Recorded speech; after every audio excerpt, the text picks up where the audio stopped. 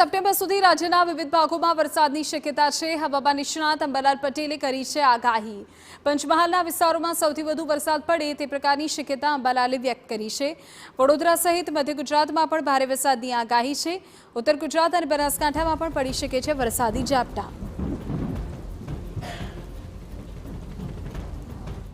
10મી September સુધીમાં રાજ્યના ભિન્ન ભિન્ન ભાગોમાં વરસાદ થવાની શક્યતા રહેશે, જેમાં પંચમહાલના ભાગોમાં થોડો વધુ વરસાદ થવાની શક્યતા રહેશે।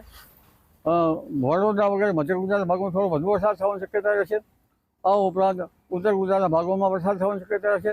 બનાસકાંઠાના ભાગોમાં વરસાદ ઝાપટા પડવાની શક્યતા રહેશે। સાબરકાંઠાના ભાગોમાં વરસાદ ઝાપટા પડવાની શક્યતા રહેશે। સૌરાષ્ટ્રના ભિન્ન ભિન્ન ભાગોમાં વરસાદ ઝાપટા પડવાની શક્યતા રહેશે। 12મી સપ્ટેમ્બરથી રાજ્યમાં હવામાન પલટાશે। 13 થી 16 સપ્ટેમ્બર દરમિયાન ભારે વરસાદની શક્યતા છે। બંગાળ ઉપસાગરનો એક પ્રવાહ દક્ષિણ ચીનમાં બની રહેલા પ્રચંડ વાવાઝોડા તરફ વાવાઝોડું શમી જશે, પણ બંગાળના ઉપસાગરમાં સિસ્ટમ સક્રિય થશે। અંબાલાલ પટેલનું કહેવું છે કે નવી સિસ્ટમ રાજ્યમાં ભારે વરસાદ લાવશે।